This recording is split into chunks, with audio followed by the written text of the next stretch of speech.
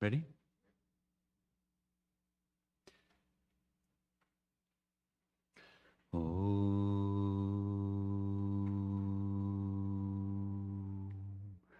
Namo Bhagavate Ramakrishna.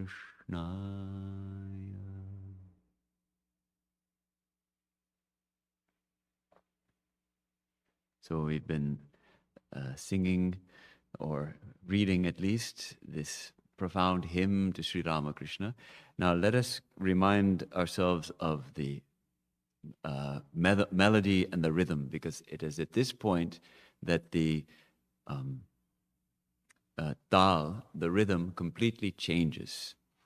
And it goes from this chautal, which is a meter, a rhythm of the Drupad style of music, which is really one of the classical forms of music, which is most suited for religious music, especially, and spiritual music. And this raga also is very suited for this. This has the tivra ma. So it's sa re ga ma pa ma ga re sa khaṇḍana bhava bandhana jaga bandhana bandito mai. So this last, then it goes to I don't know that is it like ek tal or teen tal when the namo namo teen tal.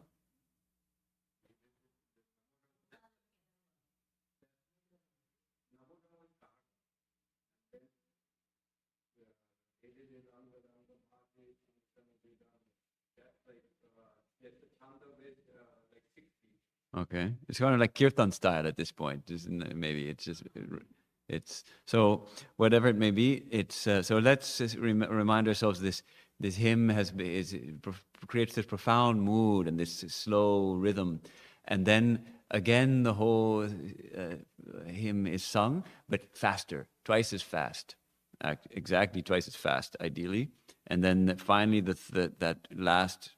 And of course, I think all of you know it, or almost all of you, but we know how certain parts repeat. So let's sing we'll sing the last verse, the 8th verse, and then we'll remind ourselves how it transforms in the next part. Sampada tava Shri Pada Bhava Goshpada Varijathai Premarpana Samadarashana Premarpana Samadarashana Jagajana Dukkhaja Shampada Tava Shri Pada Bhava Goshpada Varijathai Premarpana Samadarashana Premarpana Samadarashana Jagajana Dukkhaja Namo Namo Prabhu Bhakyamanatita Namo Namo Prabhu Vakyamanatita Mano Vachanai Kadhai Mano Vachanai Kadhai Jyotira Jyoti Ujalardikandar Jyotira Jyoti Ujalardikandar Tumi Tamo Bhanjana Prabhu Tumi Tamo Bhanjana.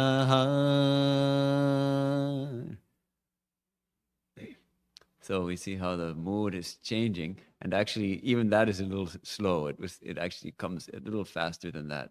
And then that whole, what we just sang, is sung again. still faster. And then we have the last part. So Tumi tamo bhanjanahar, Prabhu tumi tamo bhanjanahar, de langa ranga bhanga baje anga sanga mridanga, de langa ranga bhanga baje anga sanga mridanga. Gahiche chamna bhakata vrinda arati tomar, Gahiche chamna bhakata vrinda arati tomar, Jaya Jaya harati tomar, Hara Hara harati tomar, Shiva Shiva harati tomar. Khaṇḍana bhava bandhana Jagavandana Vandi Tomai. Jai Shri Guru Maharaj Ji Ki Jai. Okay. I never learned the tals properly, but chotal, yeah, chotal.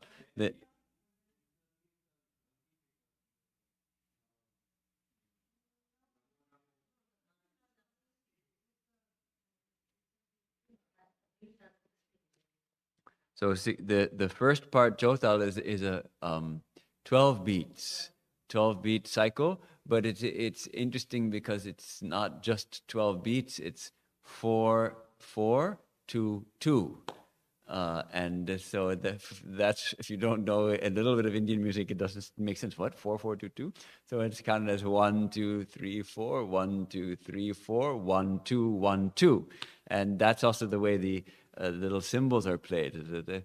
It seems like it's not a normal rhythm because it has this 4 4 2 2.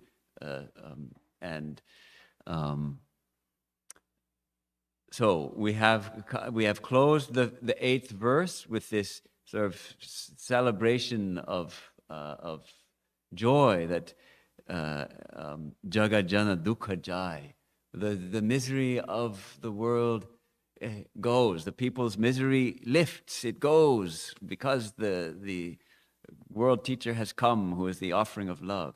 And then Namo Namo Prabhu Bhakyamanati, salutations. Namo is Namo Namaha. Namaha is a Sanskrit word, of course, which indeclinable word, I think. It means salutations, from the nam, to salute, to bow down, to honor. And with the sandhi, it becomes Namo Namo. It's the kind of word that is used in puja again and again. If you attend a puja, you'll hear Namaha, Namaha, Namaha constantly being recited, because it means we salute, we bow down, we honor, we recognize the divine. And we even use it when we salute each other. We say Namaste. That means Namaha, I salute you. And since we always use that term in our worship, that's why I think suitably it is often, Namaste is sometimes translated in America as the divine in me salutes the divine in you. It's a little bit of a stretch, but actually it's nice. It gives sense this idea that yes, when we say Namaha, we're saluting the divine. We always use it for puja. So when I'm using it for you, then am I just saluting some lump of flesh? No, I'm saluting the divine which is shining in you. So Namaste means it's the same term. Namo Namo Prabhu, Prabhu, O Lord. Vakyamanatita, you are beyond speech and mind. Atita is beyond. Vakya, speech, manaha, mind.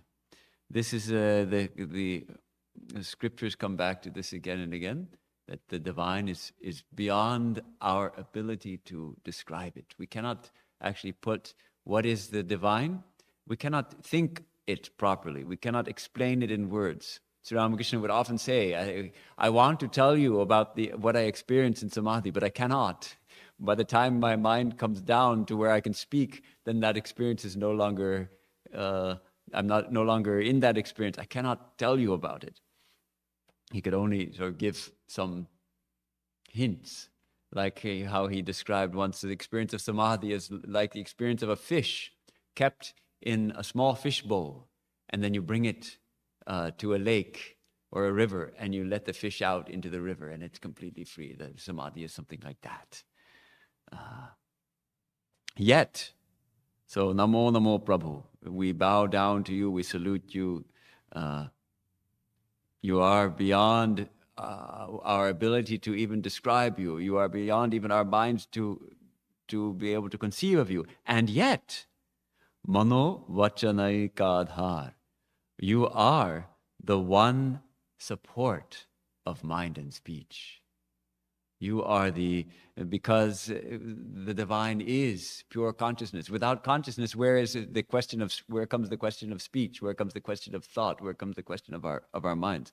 The divine is the very basis of our being. So, Mano Vachanaikādhār, Eka, the Eka Adhar, the one container, the one vessel, the one support of our speech and our mind is you. Though you are beyond speech and mind, yet you are the support of speech and mind. The Prabhupada Isherwood translation puts it nicely. It says, I have to look it up. Speech cannot hold thee, nor mind. Yet without thee, we think not, nor speak. It's a nice way of putting it in a poetic way. Christopher Isherwood was a gifted literary writer and poet. Speech cannot hold thee, nor mind, yet without thee we think not, nor speak. Namo Namo Prabhu Vakyamanatita Manovachanaikādhār. Then this beautiful, joyful proclamation. Jyotira Jyoti, Ujala Hridi Kandara, Tumi Tamo Bhanjanahar. Jyotira Jyoti, you are the light of lights, shining in the cave of the heart, the dark cave of the heart. You are blazing there. You, O you destroyer of darkness. What does the light of the lights, what does that mean, light of the lights?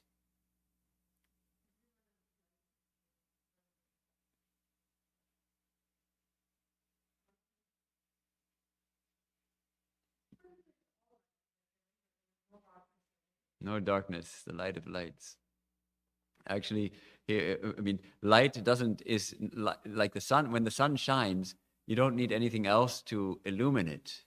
It's self-luminous. So the idea is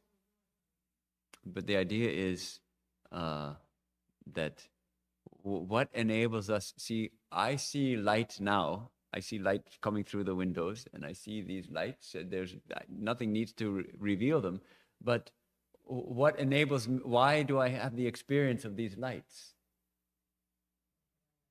I have my eyes, but what was that? The fire inside, the fire, the light inside, actually, it's the light of consciousness. I am conscious, my mind is conscious, therefore I experience this experience of light in my own consciousness. And what is that consciousness? Reflection of divine consciousness. It's a reflection. So actually, it's that light, the light of consciousness, by which even this light is seen, is experienced, is illumined. So this shines, yes, with photons caused by LED light-emitting diodes. Their electricity passing through. It used to be a tungsten wire. Now they're LED. Components which are emitting light as electricity passes through them. But the light of the lights is the divine, is consciousness. And then that idea that light is shining within us, deep within our hearts. But this refers also to one of Swami Vivekananda's favorite verses from the Upanishads, which he quotes, and he refers to in different poems also. And that is this verse from Katha Upanishad, which also appears in Mundaka Upanishad. Na tatra suryo bhati na chandra tarakam nema vidyuto bhantu kutoyam agnihi tameva bhantam anubhati sarvam tasya bhasa sarvamidam vibhati. So the Yama was asked by Nachiketa, does the sun shine there? Does the sun shine in the in Brahman, in the Brahmaloka? And he answers, na tatra, not there, suryo bhati, the sun shines. The sun shines not there. Na tatra suryo bhati, na tatra suryo bhati, na chandra tarakam, nor the moon, nor stars. Nema vidyuto bhanti. The lightning does not shine there. Kutoyam agnihi. How can this fire, before which we're sitting, how can this fire shine there? Tameva bhantam. That alone shining. Anubhati sarvam. Everything shines following that. Tasya bhasa. By that light. Sarvamidam vibhati. All this is illumined. So that's the same, exactly the same idea. Jyotira jyoti. So here he's describing Sri Ramakrishna himself as Jyotira jyoti, the light of lights, that which illumines everything. The light of even lights is the divine. And Ujjala hrīṃ, shining deep in the cave of the heart. This idea of the cave of the heart, I think I spoke on that topic here, didn't I? I spoke on the idea of cave of the heart, and this idea of the rishis of the Upanishads have sensed that deep within us, it is as if there is a cave, and if we can enter deep into this cave, there we find the divine. That is the nexus of the human and the divine, is in this cavern or this space deep within us where we find that divine light of consciousness shining. So he is the Ujjala hrīṃ, shining in this hrīṃ, in this cave of the heart. Tumi tamo bhanjanahar, you, the destroyer of darkness. This can also be taken as a prayer. Some people take this as a prayer, that we are asking Sri Ramakrishna, you please come and illumine in my heart. The Isherwood translation goes like this: come to the heart's black cave and illumine, thou light of the light, which is also beautiful. But because Swami Vivekananda so much emphasized the divine is shining within. It's not that he has to come. We just have to become aware of the infinite glory of our own soul, the infinite glory of the Lord shining within us. So therefore, I take it as an affirmation. Oh, you who drive out all darkness, you are shining, you are the light of the lights, shining deep within, deep in the cavern of my heart. So it's a beautiful conclusion to this hymn. This almost the conclusion is to affirm the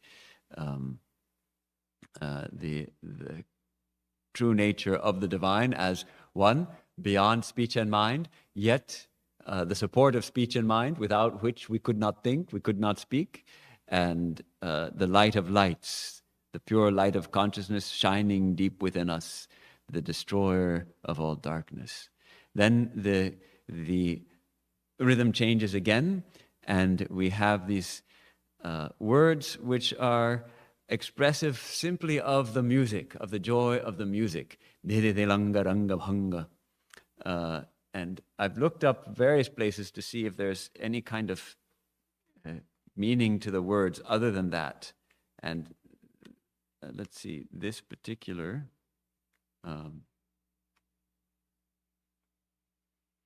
let's see if this has anything here.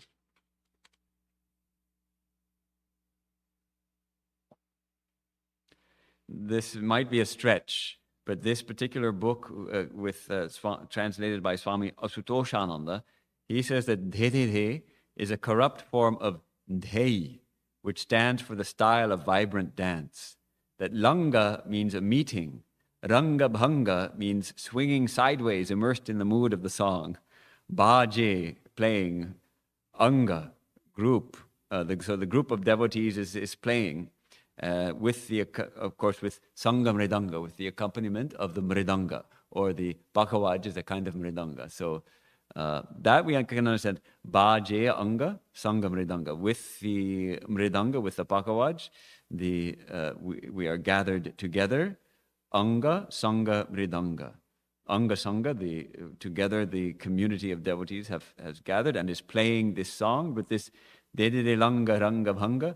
It might be a stretch, his translation here.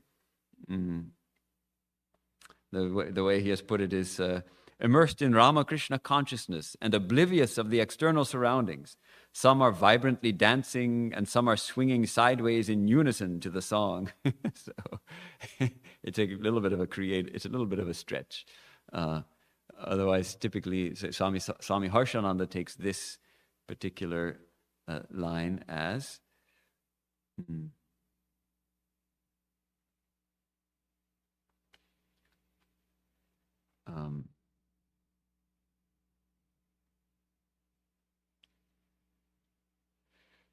the assembly of devotees is performing the arati, singing a song to the accompaniment of several musical instruments, and beating of the drum and the cymbals, which are making typical sounds like de langa ranga, etc. So that's how he takes it, simply as the sounds of the music. But it creates a thrilling close to the hymn, where de langa ranga bhanga bhaje anga sangha mridanga, de langa ranga bhanga bhaje anga sangha mridanga, gahi je chanda bhakata vrindarati tomar, gahi je chanda bhakata vrindarati tomar. So this idea, gahi che chanda bhakata vrinda, the assembly of devotees here, bhakata vrinda. The group of devotees, Arati Tomar, are singing for you. The Arati are singing Gahiche in the chanda, in the proper rhythm and the proper rhythm of the song. They are singing this Arati to you, and then this final close. Here is where Swamiji brings back the original Arati song, which they sang at Baranagar Mutt, this Shiva song, because again Shiva comes back here. As the name as Hara and as Shiva, which the original song was. No, we had a look at that. Jaya Shiva Onkara, Bhaja Shiva Onkara, Brahma Vishnu Sadashiva, Hara Hara Hara Mahadev. So we had in the original Arati song was Shiva was there especially. So here also Shiva is brought back. Jaya Jaya Arati Tomar, Hara Hara Arati Tomar. Shiva, Shiva, Arati Tomar. Your Arati, Jaya, Jaya, victory, victory, or glory, glory to you, hail, hail. So, how to translate it? Jaya, Jaya, Arati Tomar. Hara, Hara, one of the names of Shiva, and then Shiva, Shiva, Arati Tomar. So that's how this then comes to a close. And again, the rhythm slows back down to how it started, with the last line again, breaker of the bondage of this world, adored by all, I worship you, I love you. And then Jai Shri Guru Maharaj Ji Ki Jai. So this profound hymn of Vivekananda gives us a insight into how did Swami Vivekananda look upon Sri Ramakrishna, and this is part of his message also, actually. How is he presenting Sri Ramakrishna to us? And he's provided a beautiful way for us to worship him through the singing of this hymn. So I hope that by this kind of study, when we do come together and sing this hymn, it will be all the more meaningful to us, because we've spent a whole morning thinking about the meaning and thinking about some of the connotations and implications of this text. Something that struck me while I was thinking about this was how it was sung in those days when Swami Vivekananda composed it. This instrument, which is now a standard instrument in every Hindu temple and practically every Hindu home, and the Sikh temples, and a standard instrument even in classical music, at least Hindustani classical music, this harmonium. But in those days, it was not yet widespread. It had actually, I looked it up. The first harmonium was invented in 1884. So most likely Sri Ramakrishna never saw or heard one. Swami Vivekananda may have seen it, but still, it was pretty soon. By 1886, the brothers were in the monastery, and then he traveled all over India. Then he went to the West. So, what happened is a pedal harmonium was brought from France in the 1850s. Means a kind of where you sit like a piano. You sit at a piano, and there are two pedals for the feet, and with those you pump, and you play with your hands, and there are reeds inside which produce the sound. Now, but Indian music is typically, the musicians typically sit on the floor. Now, this was an instrument which required a chair, and in those days in India, chairs were practically unheard of, at least in ordinary people's homes. In the most wealthy aristocrats, they might have had chairs, and of course, the British who were there, they would have had chairs, but typically Indians sat on the floor. And so a man named Dwaraknath Ghosh, who founded the harmonium company, Dwarkin and Son, which was kind of, it was a combining of the names of his name, Dwaraknath, and Thomas Dawkins, who was an English firm from whom Dwaraknath imported some musical instruments. So Dwarkin, he invented this harmonium, which was taking the idea of the larger piano-type harmonium and turning it into an instrument that could be played while sitting on the floor. And it's rather sad that just recently the company folded. Dwarkin and Sons, they were producing harmoniums until I think in the pandemic it finally folded. But there are still other harmonium companies making harmoniums, and individual craftsmen who make harmoniums, and it's become a standard instrument. But it was apparently banned from all India radio for over 30 years, from 1940 to 1971, because it was considered a non-traditional instrument and foreign instrument, as it were, and it can't handle the slides between the notes, and it can't handle the Indian classical music has so many subtle half tones and quarter tones and all this. This instrument, it doesn't have those, so it's a little bit of a crude instrument in that sense.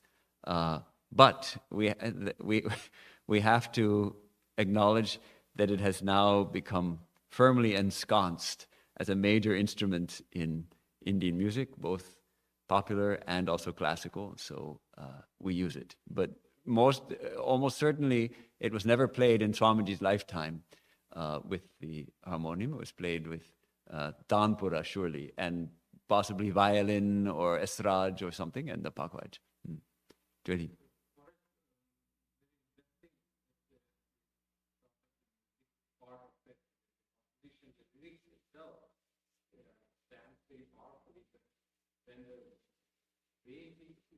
Swami Vivekananda composed this,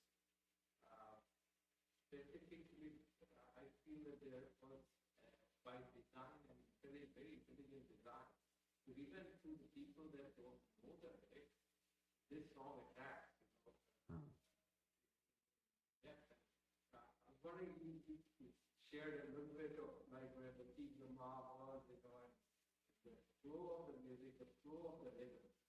It's just amazing how it gathers your mind into the song. So if you could comment some more on that. I don't know. When I was staying at Belur Mutt, I heard of a Western couple that came to Belur Mutt. They hadn't heard this song. But when they sat in the temple and this khaṇḍana, bhava, bandhana began, they were just entranced.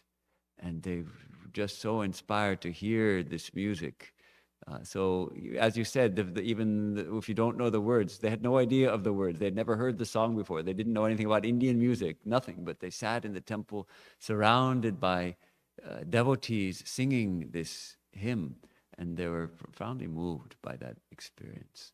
So it is a moving experience when it's sung together, and particularly when it's sung well, when it's sung in tune. At Biramat, there is a challenge. The temple is so large that sometimes what happens is the leader is sitting at the front of the temple, and the back of the temple, they'll lose the rhythm a little bit. They'll start singing too fast or too slow, and the front and back side of the temple will be off.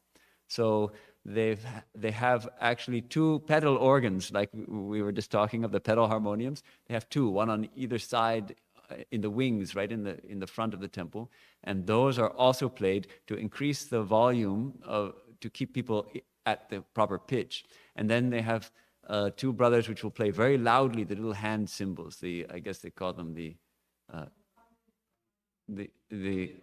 kanjani or karatalas, right? Actually, this term kanjani, at Belarmat we always call them kanjani, but then if you look at the dictionary meaning, kanjani means those kind of symbols, like the piece of wood with the little symbols in it. That's a kanjani. And the little hand symbols are not, the formal term is not kanjani, but everybody uses, and Bengalis use kanjani for those, apparently. Mandira. Okay, so the mandira, anyhow, there are two brothers playing very loudly, and I also had the privilege of participating in that, at the tal, very loudly we play so that it goes all the way to the back, so that everybody can be together as the total is played. So it's khaṇḍana, bhava, bandhana, jagavandana,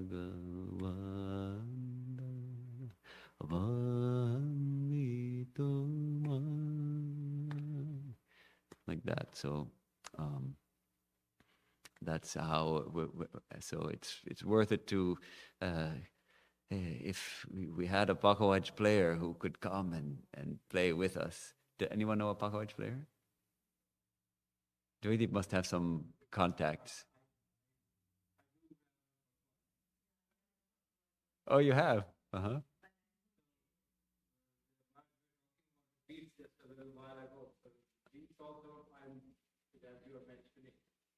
What we hear in the recording now, they're playing the tabla. For the first part, they do play the bhava.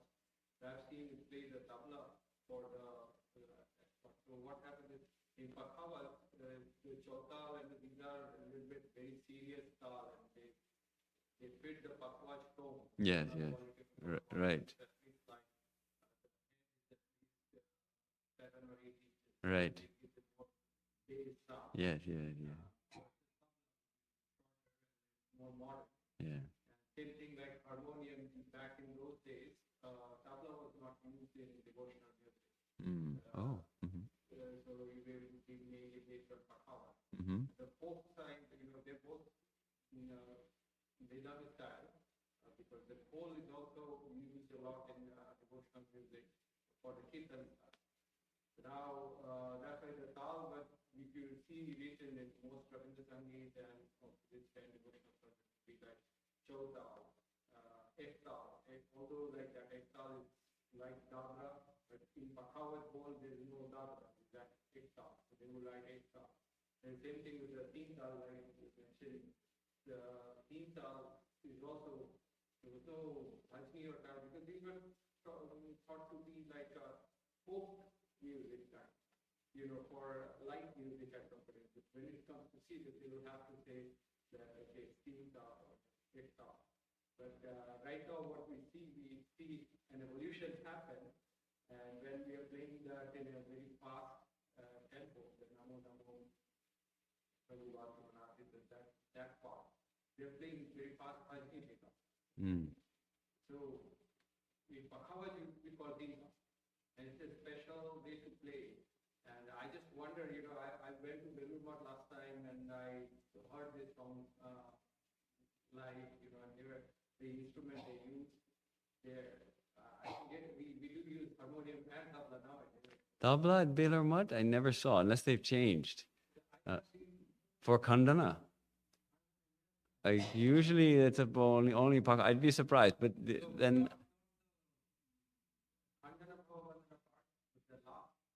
they actually switched to a tabla instrument. By the way, at least when I was there, they would just play maybe a tabla type part, but they would play it on the pakawaj. They wouldn't actually switch instruments. But whatever it may be, thank you. Whatever it may be, that was yes, pakawaj. They would. So good. I think we probably covered it, haven't we? Today we've spent the day. It's 2:00 almost. So I say thank you to all of you for coming and making it possible for us to sit in a focused way. Because myself alone, I won't spend a whole day studying this song, and neither will any of you. But we come together, and then we say, okay, let's dive into it. Then we go through carefully each line. It's wonderful. So it's a communal effort to deepen our understanding of Swami Vivekananda's message. Yes, 1898. 1898. So it was after Sri Ramakrishna had been to the West, and he came back, and that's when the mutt had moved to Nilambar Babu's garden house. And the land for Belur Mutt was purchased just north of that, and they were getting the land ready to move in, and he recognized the need. He was starting I mean, all along he had been planning the work for India also, but now that he was with his brothers again, after delivering the first round of his message in the West, so he came back to India and he consolidated the brotherhood at Belur Mutt and founded the center and brought Sri Ramakrishna's relics on his own head to Belur Mutt and worshipped them there, and thus established the presence of Sri Ramakrishna at Belur Mutt, and composed these hymns, these two hymns, the second of which we'll take up tomorrow, and presented Sri Ramakrishna clearly as a great world teacher, a great spiritual figure, an inspiration for all of us. And while not being at all in the least bit dogmatic, just presenting his life, presenting his teachings, and by his own inspiration, presenting him as a doorway to the infinite, as a pathway to our spiritual fulfillment. So let us close here.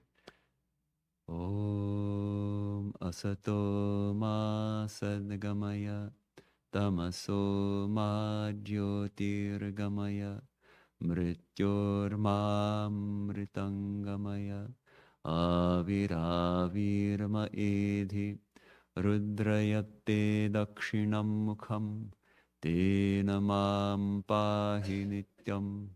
Om Shanti Shanti Shanti. From the unreal, lead us to the real. From darkness, lead us unto light. From death, lead us to immortality. Reach us through and through ourself, and evermore protect us from ignorance by thy sweet, compassionate face. Om, peace, peace.